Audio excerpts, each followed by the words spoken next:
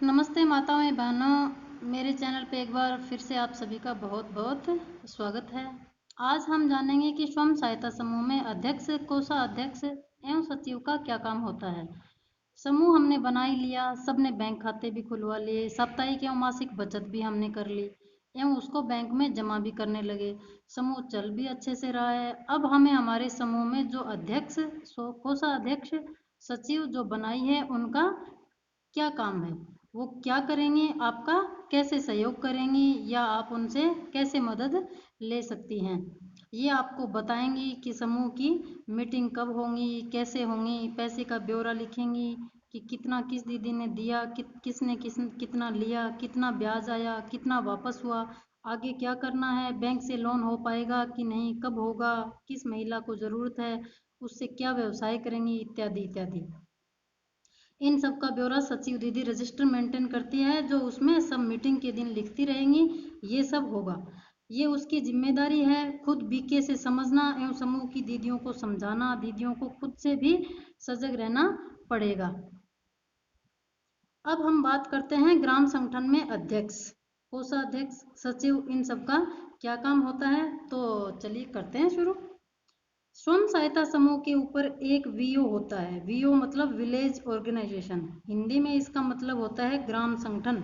अब ये कैसे बनता है, ये 5 से 8 समूह मिलकर एक ऑर्गेनाइजेशन यानी संगठन बनता है, उसको ग्राम संगठन बोलते हैं। VO village organisation. उसमें भी अध्यक्ष, कोषाध्यक्ष, सचिव, उप सचिव, उपाध्यक्ष होती हैं। समूह में 3 होती है, इसमें भी 3 होती है, बट ग्राम संगठन बड़ा हो तो 5 भी बनाई जा सकती है। जो उनमें से किसी भी दीदी को जरूरी काम हो, वो ग्राम संगठन का कोई भी काम हो और उसमें नहीं जा पाए तो काम आ सकती है। वो सर्वसहमति से चुनी जाती है। उनके क्या काम है, क्या क्या जिम्मेदारी होती है, वो सब मैं आपको बताने वाली हूँ।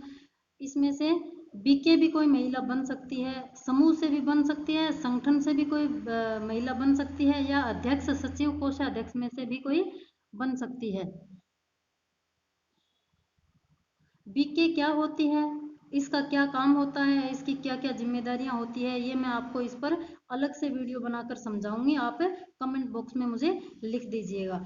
चलो टॉपिक पे आते हैं। ग्राम संगठन अध्यक्ष, कोषाध्यक्ष, सचिव के क्या काम होते हैं। तो समूहों को चलाने में इन तीनों का मुख्य काम होता है। उनका काम समूह की देखभाल करने के लिए जुड़ी होती हैं। तो अध्यक्ष, सचिव, कोषाध्यक्ष चुनते वक्त सर्वसहमति से ये निर्णय पहले ही ले लेना चाहिए कि वो बहनें पूरी जिम्मेदार हों, थोड़ी पढ़ी लिखी भी हों, तथा ग्राम संगठन में बैंकों का, मीटिंग का या जो भी आंतरिक लेन देन का काम हो उसको अच्छे से निभाने वाली हो।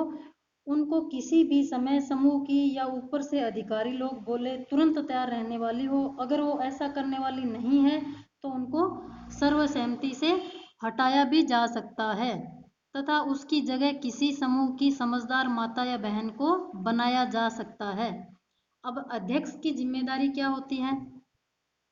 अध्यक्ष की जिम्मेदारी नंबर 1, ग्राम संगठन की बैठकों की अध्यक्षता करना। नंबर 2, दूसरी संस्थाओं व अन्य जगह प्रतिनिधित्व करना। नंबर 3, अदालती कार्यवाही में जाना, सभी कानूनी दस्तावेजों पर साइन करना। 4 नंबर। 5 नंबर है बैंक खातों का संचालन करना। नंबर 1, ग्राम संगठन की बैठकों की अध्यक्षता करना। ग्राम संगठन में जितनी भी बैठकें होती हैं उनकी अध्यक्षता अध्यक्ष दीदी ही करती है। दूसरी संस्थाओं व अन्य जगह प्रतिनिधित्व करना, दूसरी संस्थाओं में कहीं जाना हो, जैसे ग्राम संगठन का एक बैंक भी होता है अलग से, उसका बैंक अकाउंट होता है, उसमें जाना, वहाँ किस दीदी को क्या ज़रूरत है, कितना किसने क्या पैसा ले, वो सारी चीज़ें उसका प्रतिनिधित्व ग्राम संगठन की अध्यक्ष दीदी को ही करना होता है। अदालती कार्यवाही में जाना, जैसे किसी ने कोई केस कर दिया या फिर किसी के ऊपर के किसी ने जैसे ब्याज नहीं दिया किसी दीदी ने, या किसी ने टाइम पे पैसे नहीं लौटाए, कोई बिजनेस कर रही है मतलब हेरा फेरी कर रही है, तो उसमें भी अध्यक्ष दीदी का ही काम होता है। अदालती कार्यवाही में आना जाना भी दीदी का, अध्यक्ष महिला का ही काम होता है। 4 नंबर है सभी कानूनी दस्तावेजों पर साइन करना। अब जो जितने भी कानूनी दस्तावेज होते हैं, जैसे बैंकों के लेन देन, समूह के लेन देन, एंटरप्राइजेज जो बनते हैं उसमें जितने भी काम होते हैं, अध्यक्ष क्या ग्राम संगठन में जितने भी काम होते हैं उन सबके दस्तावेज जो होते हैं उन पे साइन करना। बैंक खातों का संचालन करना, ये भी अध्यक्ष दीदी का ही काम होता है। तो इसमें मुख्य कार्य अध्यक्ष का ही होता है। सचिव का काम रजिस्ट्रों को मेंटेन रखने का होता है एवं मीटिंग्स ऑर्गेनाइज करवाने में या आंतरिक जो भी लेन देन का कार्य होता है उसमें सचिव उसमें होता है। सचिव को ये भी सुनिश्चित करना होता है कि अध्यक्ष कोषाध्यक्ष समूह का अच्छे से ध्यान रख रही है कि नहीं, जो भी ग्राम संगठन के महिलाओं के व्यवसाय चल रहे हैं उनका काम सही से चल तो रहा है ना, किसी को दिक्कत तो नहीं आ रही।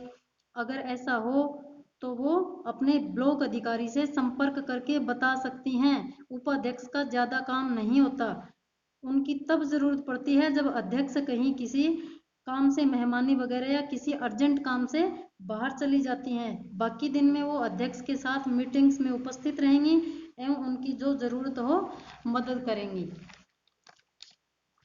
ग्राम संगठन सचिव, अब देख लेते हैं ग्राम संगठन सचिव की क्या जिम्मेदारी होती है। नंबर 1, GBEC की बैठक आमंत्रित करना। नंबर 2, पुस्तक व संपत्ति का देखरेख करना। नंबर 3, धन का प्रबंध करना। नंबर 4, कर्मचारियों की नियुक्ति करना। नंबर 5, कार्यकर्ताओं पर नियंत्रण रखना। नंबर 5, पत्र व्यवहार। चलो बात करते हैं नंबर 1 जिम्मेदारी की। GBEC बैठक, जीबी होती है आंतरिक मीटिंग्स यानी समूहों की मीटिंग करवाना। इसी मतलब समूह की अध्यक्ष, कोषाध्यक्ष, सचिव की मीटिंग्स करवाना। तो जिम्मेदारी भी ग्राम संगठन सचिव की होती है। समूह की नियमित बैठक हो, लेन देन हो तथा ग्राम संगठन भी महीने में 2 मीटिंग्स जरूरी हो। 2 अगर पॉसिबल नहीं हो तो 1 मीटिंग तो ब्लॉक अधिकारी के साथ जरूर ही करें। तो इसकी जिम्मेदारी भी सचिव की ही होती है। अध्यक्ष कोषाध्यक्ष को भी इनकी सहायता करनी जरूरी है, क्योंकि सचिव दीदी थोड़ी अकेले मीटिंग कर लेंगी। पुस्तक व संपत्ति की देखरेख, 2 नंबर है पुस्तक व संपत्ति की देखरेख। वैसे तो इसकी जिम्मेदारी VO यानी ग्राम संगठन अधिकारी BK की होती है, पर समय समय पर सचिव को भी इसकी निगरानी जरूरी है कि सभी सामान सही है कि नहीं, लेखा जोखा BK सही से रख रही है कि नहीं, ये जिम्मेदारी भी सचिव की ही होती है। नंबर 3, धन का प्रबंध करना।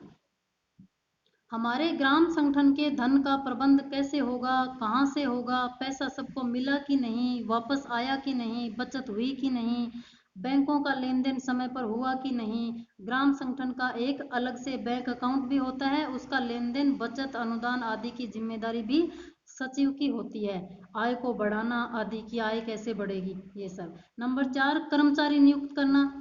तो ग्राम संगठन में समय समय पर नौकरियां भी आती रहती है, जैसे BK, पशु सखी, पशु उद्यमी, बैंक सखी, बहुत सारी तरह की बहुत सारी वैकेंसियां आती रहती है आदि।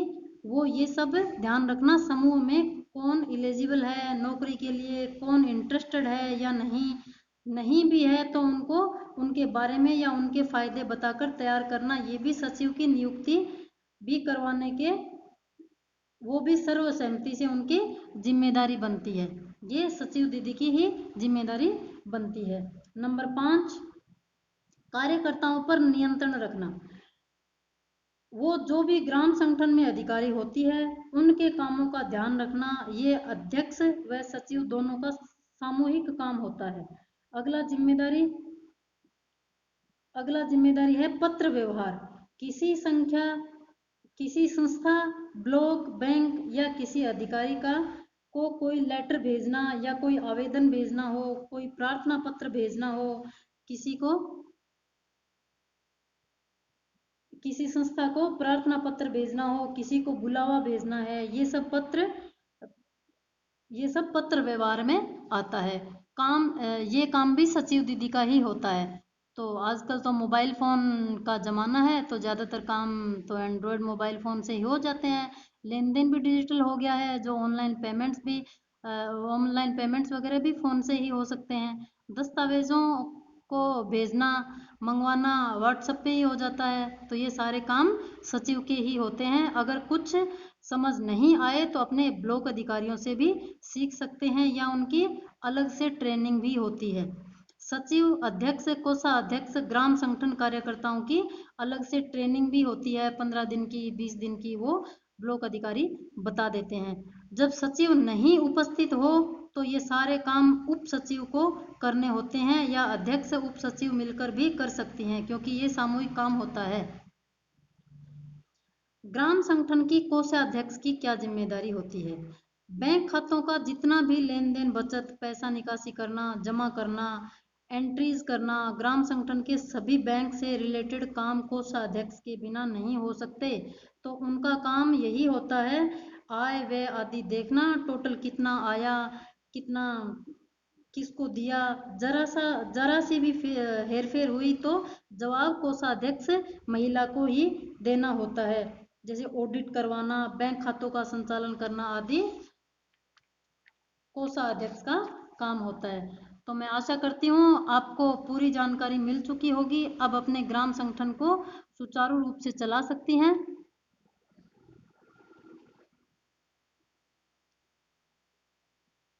मिल चुकी होगी, अपने ग्राम संगठन को सुचारू रूप से चला सकती है तथा ग्रामीण महिलाओं का अपनी जिम्मेदारी निभाकर विकास कर सकती है। आपको करना ही चाहिए, क्योंकि समाज में नारी का बहुत महत्व है। वो आगे आएंगी तो ही समाज का विकास संभव है। तो माताओं बहनों, बहुत बहुत धन्यवाद।